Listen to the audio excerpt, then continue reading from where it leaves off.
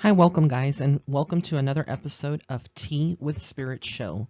I am your host, Psychic Medium Raymond Guzman, and this is episode 5, season 2. So, today I'm going to be giving you the tea from Spirit. Go ahead and get your tea bags, your teacups, your popcorn, your snacks, and just get relaxed and let's dive into the tea from Spirit. So, the first question here is coming from a viewer, and her name is Free Spirit. She says, Raymond, I came across your site a few weeks ago, and I am so glad I did. I was driving to an appointment for work today, and I was listening to your show, Tea with Spirit.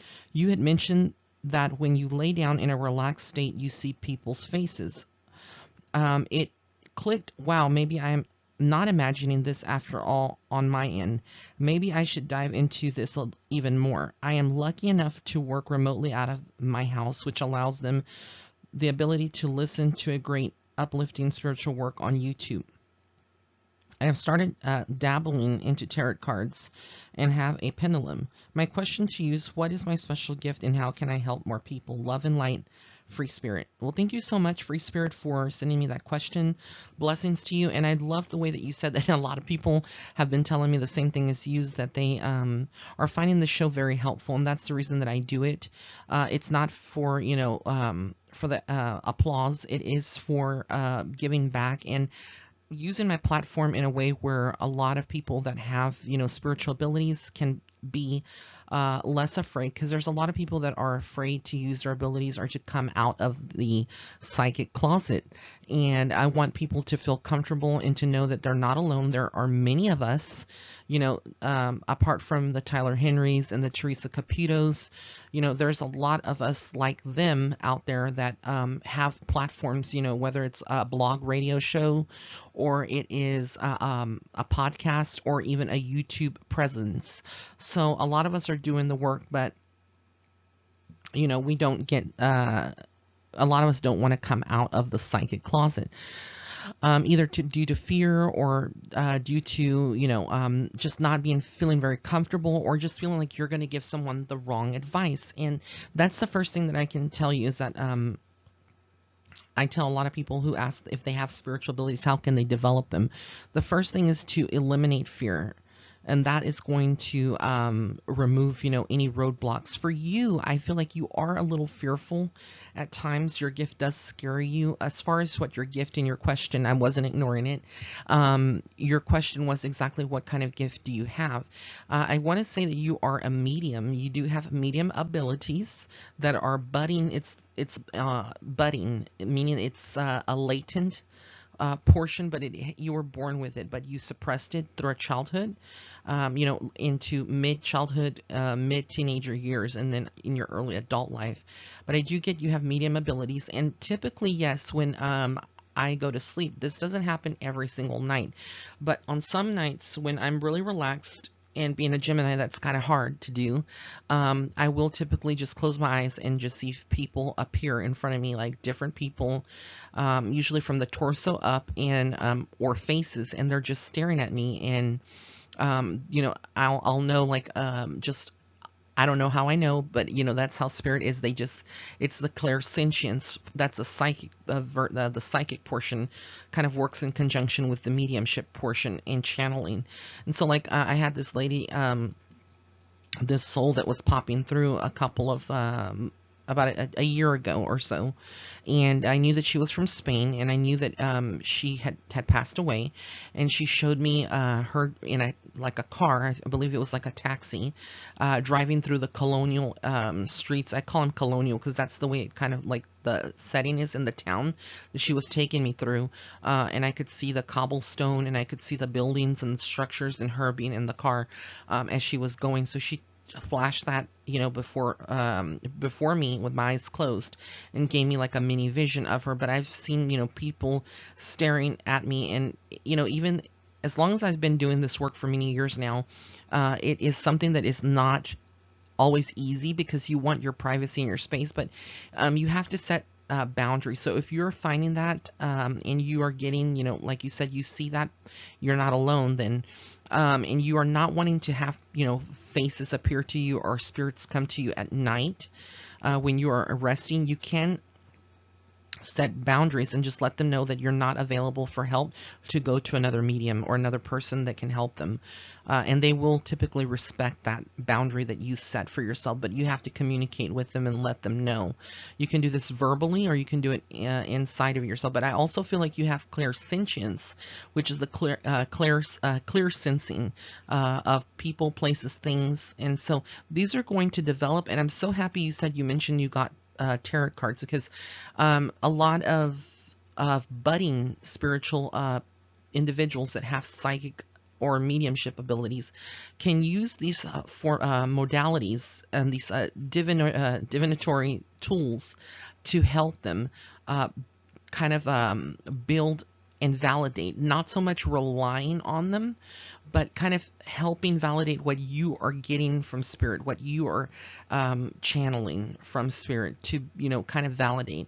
So some people, that are practicing with tarot or tarot cards, you can pick like 3 a day, in the morning, or oracle cards. Sometimes I use my decks for only for reading myself. I don't use them for clients, but I use them for myself because I find them helpful to get messages. Since can't read for myself, and most psychics can't read for themselves, we can get messages for the most part, but sometimes we're blocked due to personal gain and things of that nature. It kind of blocks us. And then, some of us are very open to where spirit can channel and let us know what's going on, or give us, insight. It's not impossible to read yourself, but for the most part, some of us like to use, decks of cards to kind of see what the message is that is being given to us from spirit versus what we get intuitively, and kind of match that up, kind of see what is being communicated. And doing that will kind of strengthen your abilities, but you want to kind of rely a little bit less on those modalities once you get a little bit more comfortable, and then kind of test it out maybe with a friend, what you're feeling, what you're sensing. And slowly your abilities are going to develop, and you're going to get stronger in this. So, you have a beautiful gift, and I feel like you've always had an intuitive part to you, but now it's becoming more apparent, and it's, it's helping you to, your path, what you're going into next. Because I feel like there's a big change coming career-wise for you, and that you wanted to have do this for quite some time, and I just get that is something that is going to be happening for you. So that is very exciting. So I want to thank you so much for submitting that question. Again, this was from Free Spirit. That was the T from Spirit, Free Spirit. So thank you so much, and blessings to you. Let's get on to the next viewer. All right, our next question is coming from a viewer, and if I get a little emotional on this, I do apologize. This is coming from Night, and she is saying that she says that she is homeless, and she just wants to know if she is going to get out of this, or should she just give up. Well, big angel hugs to you, Night, and I hope that you are listening tonight to this podcast, to this show, Tea with Spirit. I can fully relate to you. I have been there. I have been homeless 2 times in my life, which, I have fears about that, and I don't really talk about it a lot with y'all here on the channel, but as strong as I am spiritually, I am like everyone else in the world, and I have feelings, and I have fears as well, and that is one of my greatest fears, is being homeless. And I've talked about that. And I think for me, it's because I've gone through 2 natural disasters. Living in South Texas, it's by the coast. It's not, it's not easy, because you are either going to get hit by a hurricane, and that's a natural disaster, or we have flood sometimes. And the first time around was flooding, and the second time around was a hurricane. So, both times I was, by the grace of God, I was lucky to bounce back. And I had so much support the second time around from a lot of my soul family out there, a lot of my clients, former clients and current clients, and people that just follow me that have never gotten a reading with me, but that follow me on Facebook or through Instagram. And I feel very blessed to be a living testament of that and to talk about it here on my channel. But yes, I do see that you are going to get out of this. I do feel like by May, things are going to fix, and I feel like you're signing up with some kind of program. I do keep hearing like programs, some kind of support. I feel like this is coming from the government from some form, but you will be approved.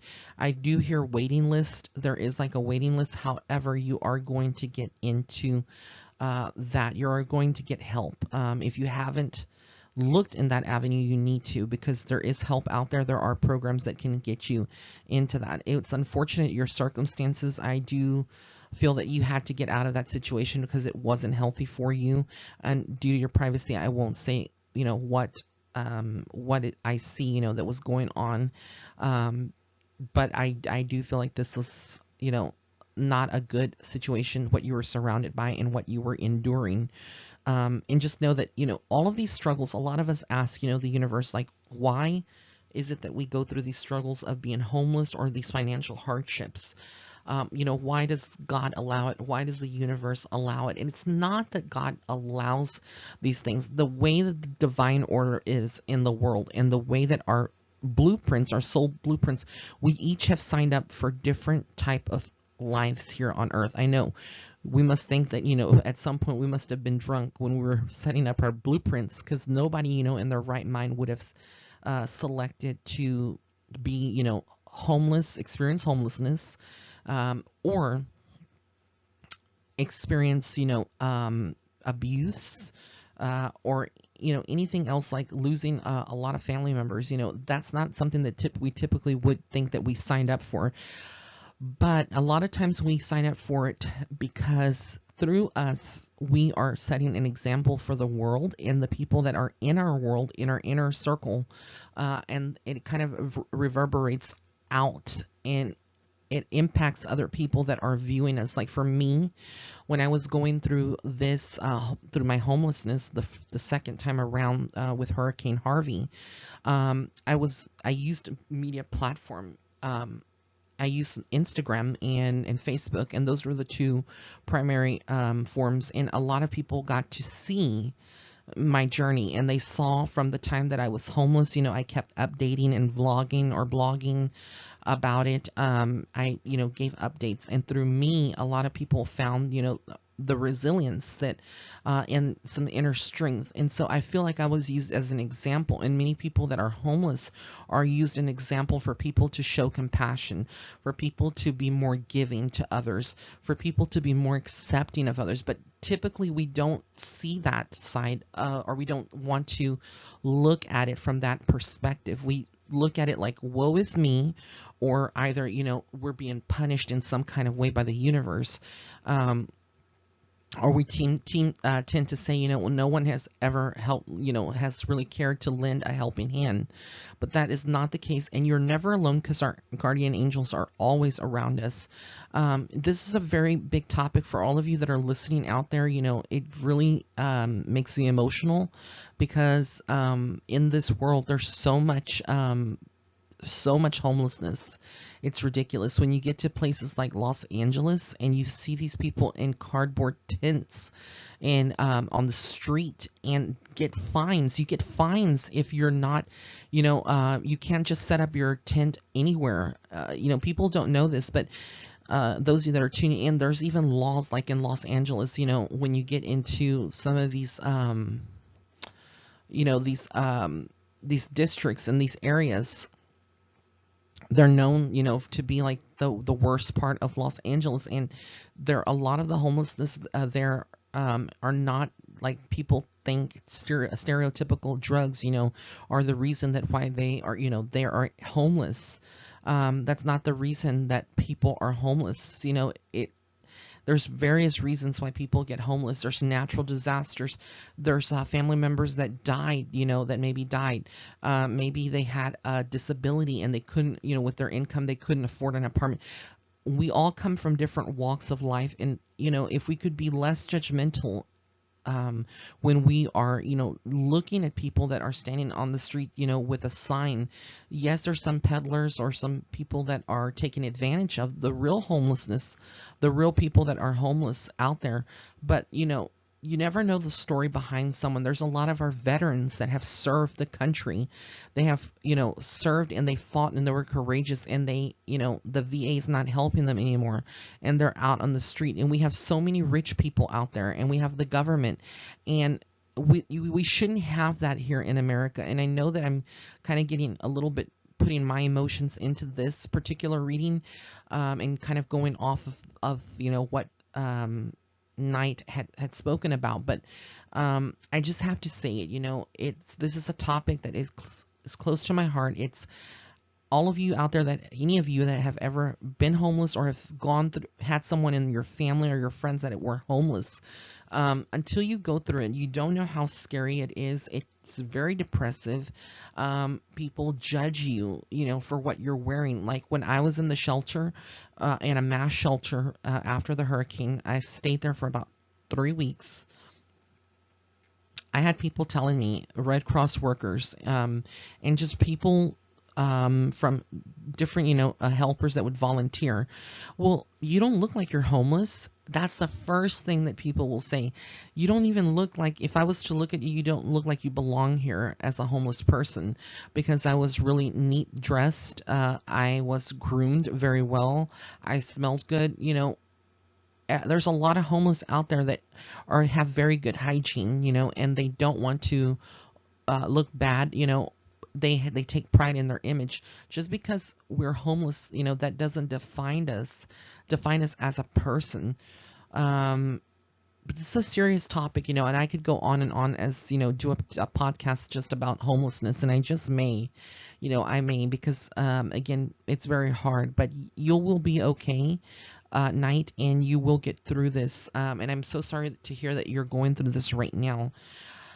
But it's not something that is easy to go through, and the side effects, even when you try to get back on your feet, is everlasting. You always live with a fear: could I ever be homeless again? And just like there's a lot of giving souls out there, there's a lot of people that judge you, and after giving you a certain amount of help, they that's it. They feel like you're milking the system. And it's if we could be more giving and less judging and help people, I think the homelessness here in the United States could be addressed, and the numbers could go down. But I live here in Texas, and I've gone to Houston and to San Antonio and to some of the major cities here in Texas. And as you go into Austin, and as you go into these cities, you would be surprised. There's a lot of homeless people living under bridges, under underpasses, living on downtown in Houston, downtown by the Galleria, by the bus station. There's people that are on the street, just laying there in a cardboard box, or just laying in in one of those sleeping bags, and in all kinds of weather elements and stuff. So my heart goes out to people that are homeless. I wish that homelessness would be something that would be ended, and that there would be communities that could be built to help a lot of the homeless go in. Shelters are usually filled to capacity. A lot of these soup kitchens and these places that give food, they're very, very judgmental. Not all of them, but a lot of them are. I've seen it. I'm speaking about it because I know. So I feel like this is a very good question and topic. So I'm going to go on to the next question, and I do apologize to my viewers again for going off on this and expanding on it, but I feel like it was a very, very important question.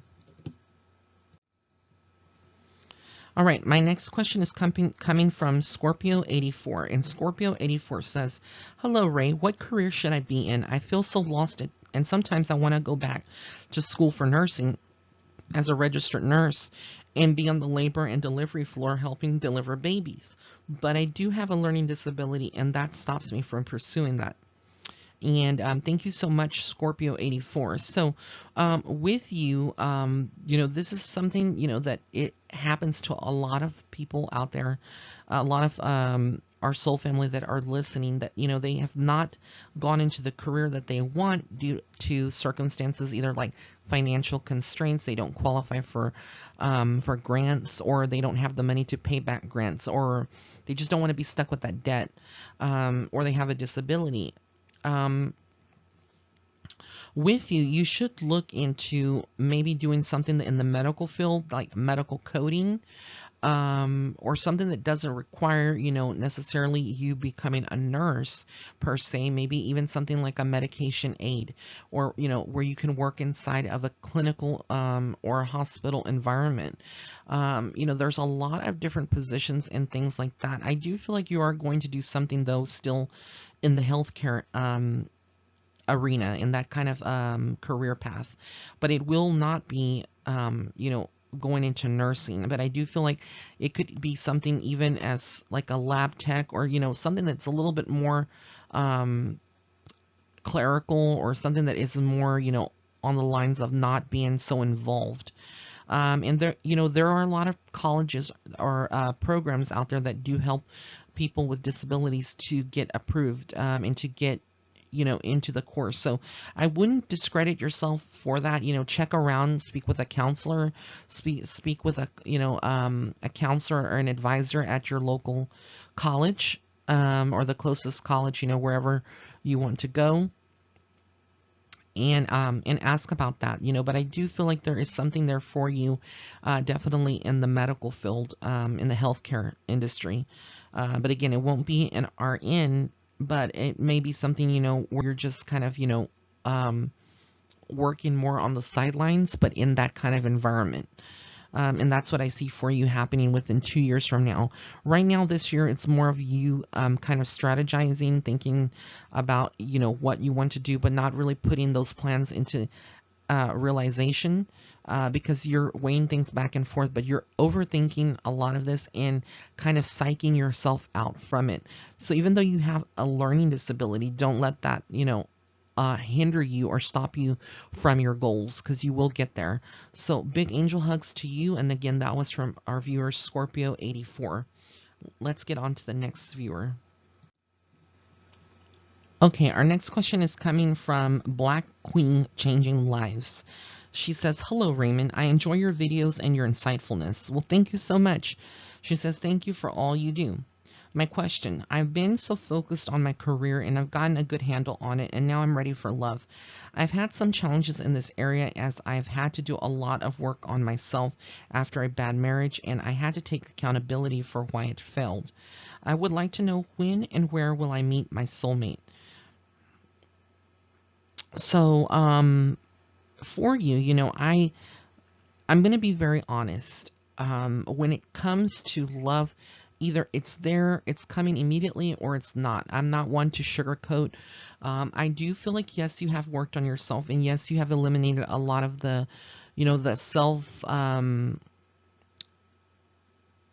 judging yourself and being so hard on yourself, and all of the emotional trauma that you experienced from all of this. Because I don't feel like this, this separation was very healthy. I feel like it did a lot to you on a mental level and an emotional level and spiritual level as well. And a lot of fears manifest from this.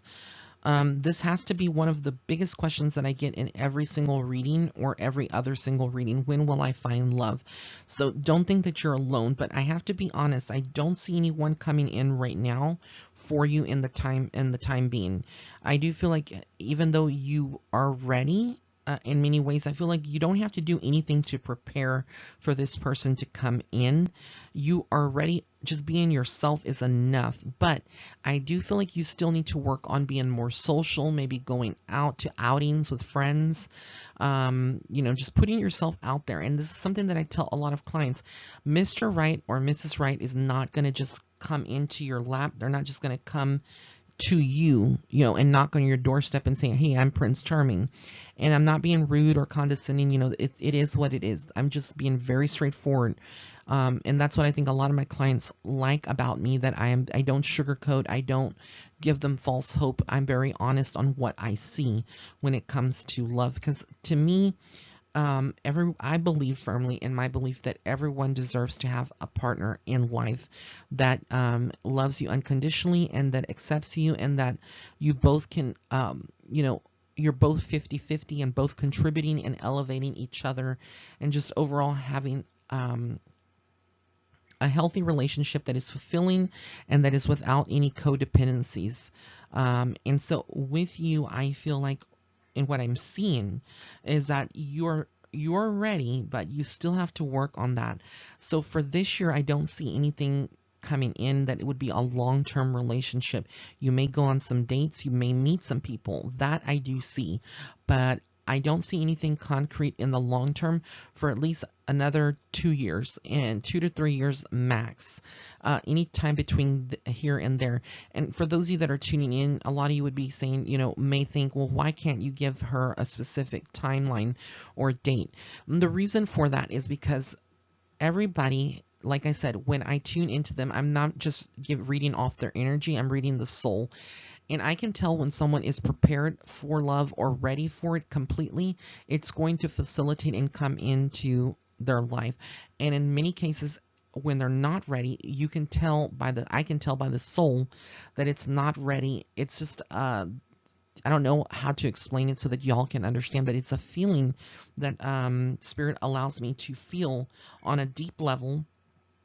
And I just know at that time, that person is not ready, and it's still going to be some time for them. And a lot of people that read cards, typically when they're reading cards, unless you get, like, if you're with the traditional tarot, like the Rider-Waite, if it's not like the Ten of Cups or the Two of Cups, or if it's not the Lover's card, or if it's not, the Four of Wands, you're not going to see a lot of love coming in immediately, because those kind of cards in the major and minor arcana are kind of speak about love and possibilities coming in.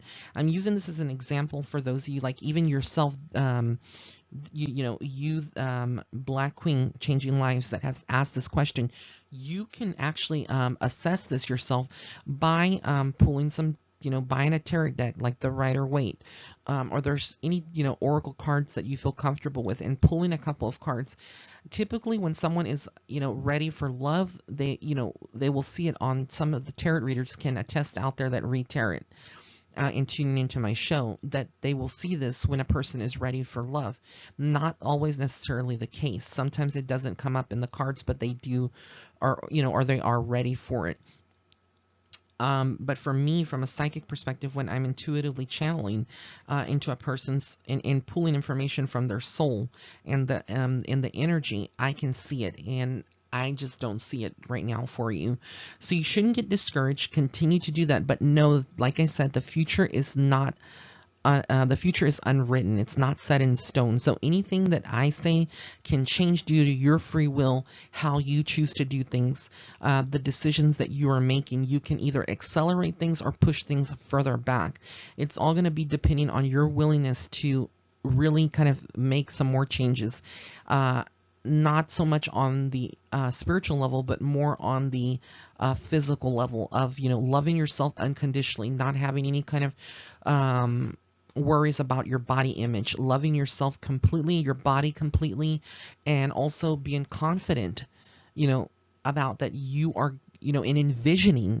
People don't realize you have to visualize this in the mind as well, in the third eye. You have to visualize your perfect partner, because when you do and you say, I'm ready and this is what I'm going to be attracting or bringing into my life, you're sending that message out to the universe so that that universe can kind of match your frequency and bring this person into you. So it's not just about meditation, yoga, and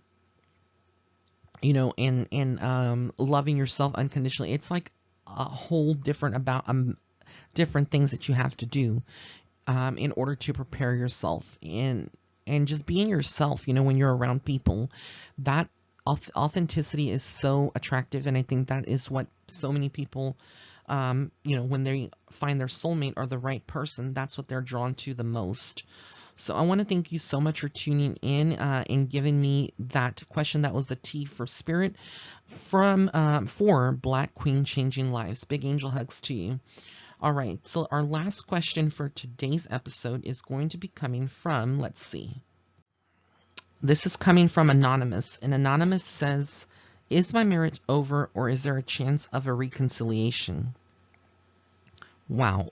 Big angel hugs to you. I'm so sorry that you're going through this. A lot of people have questions about their marriage. And this is such a hard thing, you know.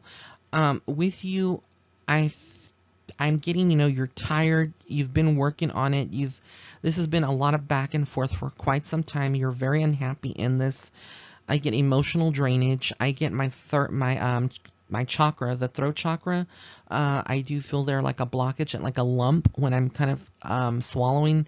So that tells me that there's a blockage there where you don't feel like you can communicate at this point. If you do, it's toxic, or, you know, things get escalated out of proportion. So what I'm seeing is like you are at the fork of the road, and I'm going to just be very honest. Yes, I do feel like the marriage is over, you know, but I don't feel like you want to separate, or that you would right now, because again, of financial constraints and worries about being on your own and finding love again. And this is typical of what I normally will see when I read clients out there, you know, that there is this that goes on, you know, that people are paralyzed by fear of, you know, what is going to be coming up if they choose to separate. If there's kids involved, will the kids be okay? You know, these are the kind of questions you ask. Well, how will your friends judge you, especially if you were into a certain lifestyle? You know, maybe you had you were a socialite, and you had, you know, some friends that are in it, like a club, a book club, or a socialite girls, you know, like a ladies club, you know, and it's kind of more, you know, uppity up. And I'm just using that as an example. You know, a lot of times these, you know, these cliques will turn against you as soon as they find out that, you know, you become, you know, a divorcee. They're going to treat you in a certain manner, or push you out. So I can fully relate with a lot of women and men out there that have these issues and these fears, but you will be okay. I do get that, and I feel like it is time for you this year to make that decision. And I feel like you are not, you have these fears, but you will get to a point this year, very possibly, to finish this, to just, you know, walk away from it. And what I'm getting from Spirit is that when you do this, you are going to feel like an entirely brand new person, mind, body, and soul. You're going to feel peace and happiness, because right now it feels like all of that is suppressed, and you feel very depressive, very gloomy. I feel like there's no sense of, you don't feel like motivation. You don't feel motivated to really take care of yourself, to do things, because everything has become so blah, you know, just muddled. That's kind of the energy that is coming through. So big angel hugs to you, wishing you all the best. Thank you so much for submitting your question. Guys, this is the end of the episode for episode 5 of season 2 of Tea with Spirit show. I want to thank you so much for being on here. If you did like this video, please give it a thumbs up. Also, be sure to hit that red subscribe button and that notification bell icon if you have not yet subscribed to my channel. And if any of you that have received a reading here on the air and would like to get more information, you can book a private psychic reading by visiting my website. It is listed here. It's www.raymondguzman.net/shop. Also, don't forget to follow me on Instagram and Facebook at Psychic Medium Ray. And last but not least, don't forget to pick up an autographed copy of my book on my website, Starseed Footsteps. It is over 40 chapters. It's a hardcover book, laminate cover, and it covers about everything, mostly everything that you have questions about. And it has helped a lot of people out there. A lot of my viewers, a lot of my soul family, understand a little bit more about their journey, and knowing that they're not alone in the things that they have been going through. Other people are going through it as well. So big angel hugs to you. Thank you again. Have an amazing day or night wherever you are in the world.